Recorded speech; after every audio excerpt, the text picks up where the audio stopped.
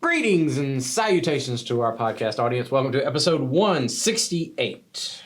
We made it, but you did not call them a fine podcast audience. Really? You just said to our podcast audience. I'm so sorry. They have somehow Jason's distracted. I'm so sorry. A little They have distracted. That was not intentional. folks. diminished in your esteem of them. Well, thanks Well, for pointing that out to me. You know, Jason hates our audience. Yeah, well, you know. You just have a loathsome relationship, a little contentious. I wouldn't say that. Honestly, I don't know who half of them are, so how can I hate them? That's true. I always imagine I'm talking to a specific person. Okay.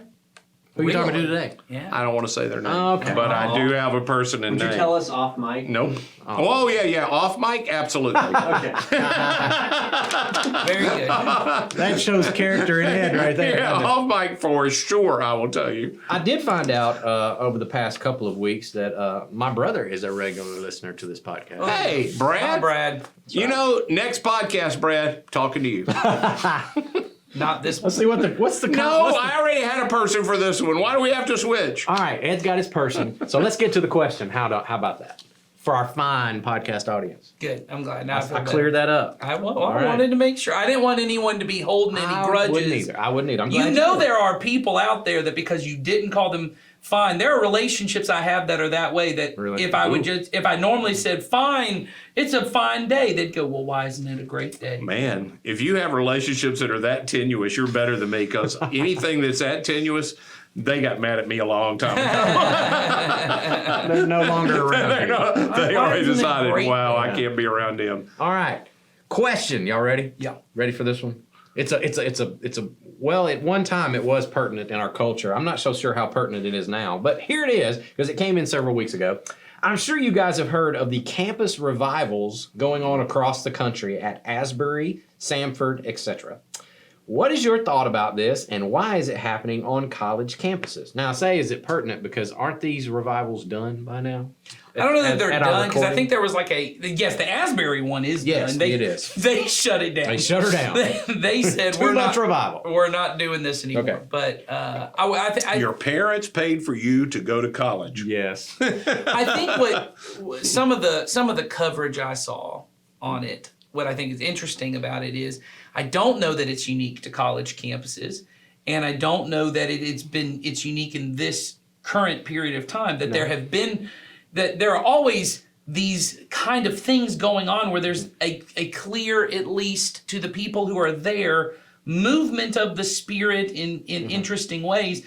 But for whatever reason, this particular one has been really highlighted. And so Well, and from what I heard, Asbury University has had many of these. In fact, interesting. we have It's not the first a very good friend, two good friends who are alumni of Asbury, and from what I have heard from him, that this happens pretty much every generation or so. Former producer Bill That's right. Yeah. Bill's an Asbury grad. might still be a listener. I doubt it. Got it. But yeah, so if for those of you who didn't hear and you're like, what in the world are they talking about? College campus, Asbury University. It is a Christian. I think they're steeped in the Methodist tradition, if I'm not wrong. I think they're a Methodist school. Anyway, they had a chapel service a few months back, and the chapel service just didn't end. It continued, and I think it went for 3 weeks. Something like that. Basically, people continued to come into worship. Yep. They kept bringing in different worship leaders, and And then people started flocking from everywhere, all over the country, even the world, from what I heard. Yeah. I did listen to a couple podcasts about it. Just an ongoing, never-ending church service that was tagged as a move of the Spirit, a revival, so to speak. And then some other colleges began to pick that up as well, and so some other chapels on some Christian universities started to experience these same kinds of meetings. And so my thought about this is I'm always kind of, I don't want to say skeptical. I don't know if that's the right word, but I hold my judgment based on, because I don't want to make a quick judgment about, because I'm not there. I'm not experiencing it the way the people who are there are experiencing it. And I always think these kinds of things often can get overblown into something that they maybe not are. And for me, I would hope to see something more than just a long church service out of it. Sure. Because if I remember growing up, I guess I'm jaded because I grew up in a church that had a revival every year. And it was basically just a week-long meeting, a series of meetings where they'd bring in an outside preacher. And the goal of it was to revive us, whatever that meant. And I think the goal was to just get us more excited about God and church, and hopefully but it never, for me, it was problematic because it never translated into anything other than we got together a little more often. Well, I think, that it's interesting you bring that revival kind of thing, because I certainly grew up in that. That was a big thing in the South, maybe everywhere. All I know is the South during that time. But, there is a root to that too. There was a time when revival in the United States was a big thing in the 19th century. Yeah. And those kind of meetings did produce a lot, and they produced the kinds of things that I think generally see in the Spirit. There was a lot of care for the poor. There was a lot of help among those that had been disenfranchised normally from churches and places like that. But then, because of what tends to happen, people wanted to manufacture what the Spirit had brought about naturally. We then began to put it on the calendar and schedule when it was going to happen. That's right. And by the time it got down to our generation, there wasn't much life in it. It was just a scheduled event on the calendar. That's right. And it's hard to manufacture that. So my thoughts about, Asbury and those kind of places, I also have the skeptical bent. My skepticism always goes to the second one. The one that follows. Yeah, the one that follows afterwards. I'm like, that's interesting that it just happened to happen right after this one. That the first one almost always, I'm like, okay, well, the Spirit's up to something there. It probably was something that genuine, from what I've heard about the Asbury one, it was very student-led. Yes. You can go and watch the sermon online that supposedly launched it, and it wasn't good. And the guy who preached it said it wasn't. It said it wasn't good, and the people who were there said it didn't have anything to do with the sermon or the worship experience. It was a group of young people afterwards that said, hey, I want to stay longer and pray. Yes. They wanted to have communion with God, not some experience. And I think the part of what lasted Asbury is that sort of took on the spirit of it. And the adults, which I'm not saying that college students aren't adults, but the administration really kept it that way. They wouldn't let national speakers and national worship leaders come in and affect it very much. Yes. And it kept it very pure until, you get enough media around things and things, of all kinds. And I don't mean like when people go, the media. I'm talking about Christian media. Yeah. I'm talking about, when you get the national Christians coming in, it might not go as well as it could. I heard a lot of things about they had people who would try to come in and bring their own agenda into it, use it as a platform to launch whatever it is they were trying to promote. That's right. Or to just, it was the hot thing, so people were trying to get in on it, and there was and I think I heard someone say this, the unique part of this one was it was the first one of these spontaneous revivals to happen in the social media generation. Right. And so it took on a different kind of feel in that way too. And I think that's what caused a lot of that, the people, the hangers on, to kind of jump in. Yeah. Because it spread so fast on social media that it got this little reputation of, something's happening over there. Let's all go over there and see what that is. Right. Rather than just a move of God's Spirit in that community for what God had called them to do in their community. It became a little bit bigger than what is normal in those kinds of situations. Yeah, I think that's right. But I did read a good article about that. You mentioned, Ed, how the faculty of the university was very cognizant of wanting to keep this student-led. I thought that was a very honorable kind of way to navigate that, because That's it right. could have gotten way out of proportion. And I think it was in Christianity Today, did a really good write-up of that. It was kind of a first-hand account, behind the scenes kind of thing, of what they were handling and trying to deal with as this thing was happening. They wanted to preserve whatever God was up to. They didn't want to violate that. They didn't want Right. to go against it. But at the same time, they were trying to be wise about it, I Right. think, and do it in a very God honoring kind of way. And so they were trying to organize something that they didn't want to put too much organization into. I could see their push and pull kind of thing that they were going through. It seemed It seemed to me that the people, especially the faculty, had very good intentions behind it. They were trying their best to do the Christ-like thing, and so that's what I thought about it as I read about it. I was impressed with the people who were behind the scenes. I thought they had genuine motives, but like you said, what comes of it, we will see. Yeah, I think, I think these kind of movements, it's not the first one I've seen in my time in ministry, and they come and go where the Spirit wants them to come and go. And it says something about us in our world that we all want to tap into it, when the truth is they almost always start, when you go back and you study them later, of it's a small group of people who wanted to have intimacy with God. It almost always begins with prayer.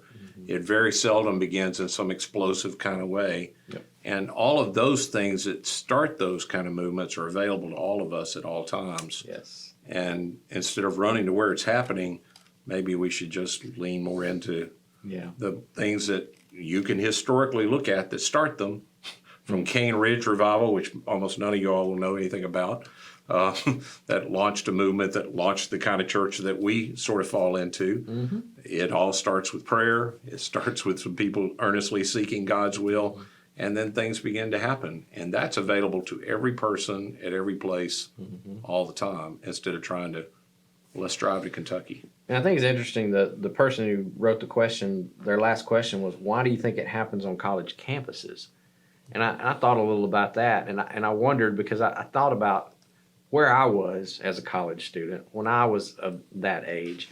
And I think, you correct me if you disagree, but I feel like there may be, in some ways, a little bit more openness at that stage of life to something like that. A lot less, stuck in a certain way of doing things, or maybe even just a sense of, I think we often come through a part of our life when we really get impressed with our abilities, and I did. I'll say I did.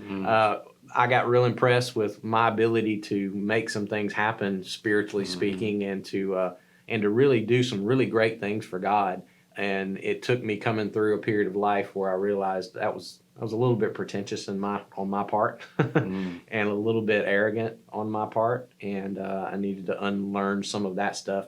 So I'm thinking, when I was 22 years old, I did have this really wide-eyed view of what God might do through my life, and I was very, very moldable and very open to that, and very free to go wherever the Spirit led. And I feel like, and a little bit idealistic to the point where I think a little bit of that's healthy. Oh, I agree with that. So I feel like that may have something to do with it. I would agree with that. But maybe God just decided this is who I want to work with. Yeah. I don't know. I can't say for sure. I don't know what y'all think, but No, I think the same thing. I often think that the longer we've been followers of Jesus and we've seen things, we think we know how everything works. yeah, So we limit what we think God can do, and so we just don't ask for things, and we're not open. And then we put limits when there comes a point where we might be able to see something happen. We say no before. I think I see where that might go, and I don't want to go there. true. So I'm gonna say no in advance. When you're 20 or 21 or 19 or 18, or in that gap where you're learning and exploring and figuring out your life anyway, you're just open. And God is into people who are open. I see the same thing with addicts. Oh, You yeah. come to a place where you come through things and you're just open to things. You're just open. Yeah. I've had to get, I've got a almost 20-year-old in my house now, and she comes with some, possibilities and fresh ideas and stuff, and there's that little part of me that always wants to go, well, hold on. But I've tried to not do that. Hey, Good. yeah, that's certainly possible. That is certainly a great idea. Run with that. See where that goes, and to not squash some of that idealism that does, because I know I've got it in me to kind of squash that, and I don't want to do that. Yep. So I think a good thing to keep in mind too when we talk about these revivals, I was thinking, I've been trying to think, just listening to you guys. I agree with everything you guys have said about this particular one. The truth is, I don't know a ton about this particular one, and other ones I've tried to read a little bit. But I know for myself, and this is just my personality type, and so I really have to, I've been trying the last 5-6 years of my life really go against the things in which I'm naturally attracted to, for the sake of leaning into what God might be doing. I think for me, there is an attraction, and I see it a little bit with people in the way, the kind of obsession around these revivals. I mean, there was a lot of, at least, I was on Instagram at the time and seeing a lot of videos coming out and people talking about it, for it, against it.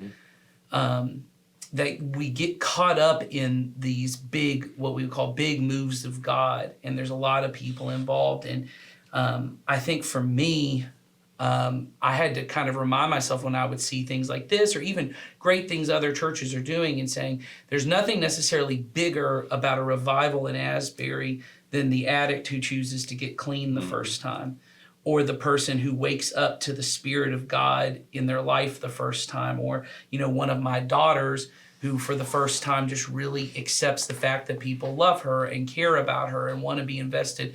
Those, what we might call little moves of God, there's a part of my personality that's really, I want the big. Sure. And I don't even mean in like I want a big stage. I mean, I want to be a part of the big thing, big thing, and realizing that Jesus is very often interested in the little things. And it isn't that these things aren't that way, but maybe what they are is they're a collection of lots of little things, that they're just individual, they just happen to all kind of be happening at the same place.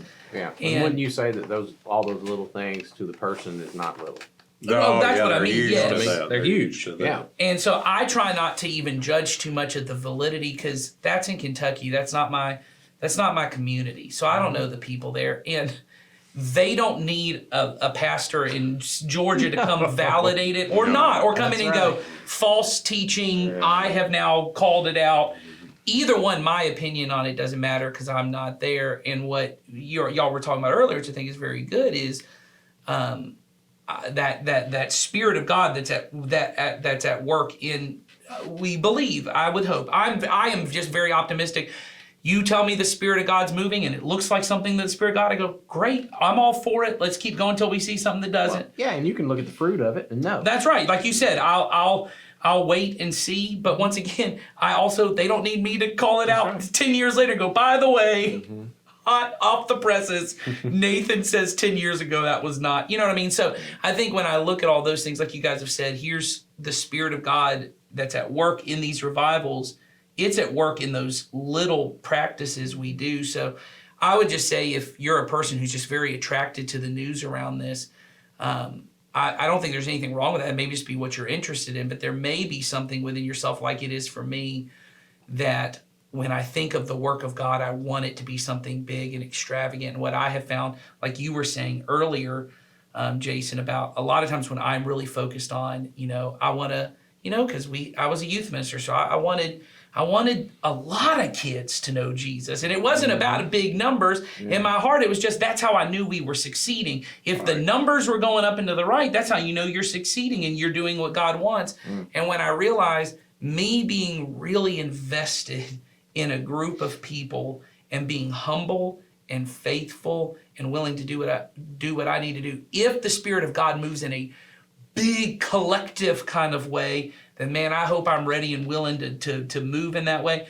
But if he moves in little individual moments over the course of my life, I hope I'm ready for that too. And like you said, just being willing to take whatever the next step. So if you're, invest in this, and you go, man, I wish that could happen to me. It could happen to you. It just may not look like that. Sure. It may look like repentance. It may look like confession. It may look like serving the poor. It may look like doing all these other Holy Spirit things, and you may find that those little things in you turn out to be massive things.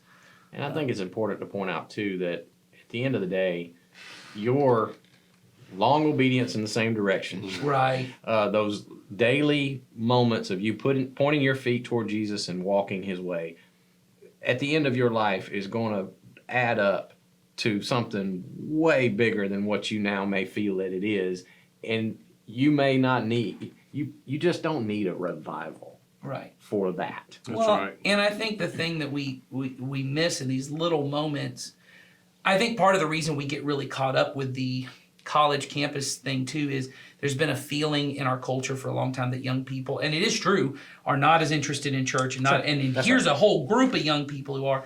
But I think about, we were talking about this in a meeting just before, of a little old person in our church who has faithfully long obedience in the same direction and has had an impact on people in this church faith in ways they will never know and never be able to see. Maybe at one point in her life she was involved in a really big, grand move of God, but maybe it's just been the everyday, like I said on Sunday, her health is failing her right now. And on Sunday, there was something that moved in my spirit when I saw her. She stands when we say to stand and sing, and she goes, that's what I do in honor of Jesus. Yep. If I can physically do it, no matter how much, I'm going to do it. That speaks something to younger generations. It speaks something to us that it is a move of God. It is the Spirit of God at work. You're not going to be able to film it on TikTok and then it's going to blow up in a viral way. And I don't mean that to diminish. I don't want anyone, what's happening is great. I just don't want the big to overshadow the small. Yeah. And those things happen Don't too. allow. It's that whole thing that we know is a poison in social media. Is I look at something and I see, then I go, "Wow, that's so great," and look at what I'm experiencing. Yeah, maybe and it's I not missed so out. great. Maybe I'm missing out on something, or I'm not as spiritual as I thought I was. Right. And just remember, you're looking at something that is not as real as you think it might be Right. when you look at. Or something it's like- real, but it just wasn't. Or it's it not wasn't for you. meant for Yeah. you. Like That's right. if you are open to the Spirit moving, He will move. Mm-hmm. It just may not feel like that, and it may not look like that. Mm-hmm. But the wind is blowing, Oh yes. and if you'll set, you'll catch it, and you'll end up places you did not expect to be, and it's a good thing. Yep, that's right. Well, all right. Hey, before we leave and wrap up for today, I wanted to say for those of you who, or if anybody who's listening, have a question, we're in a place where we've got some open slots coming up in the next couple of weeks. So if you go ahead and click that link that's in the description and send your question into us, you'll probably be hearing it in the next 3 weeks There you because go. we're getting to the end of my current list. So, that hadn't happened for a while. We've always just had questions lined up, ready to go. But So the Spirit of God might be moving. it might be you. moving. So To if send us a question. if you've had a question and you're wanted to get it in, now's the time. There is space. So make sure you keep feeding us those questions if you've got something on your mind, or not, and we'll just we'll either stop talking or we'll come up with something else to say that we want to say. And that I don't know. I can't promise that that's going to be a good You thing. may not want to You listen. may not want that. So For your own good, send that's a right. question. So there's my public service announcement. If you want to send a question in, now's a good time. So click the link. It's in the description, and we'll get to it in the next couple of weeks. And for next week, people want to know, are we going to be held accountable for our dreams and the things that we subconsciously think? How does that work? Is God mad at your dreams? Maybe.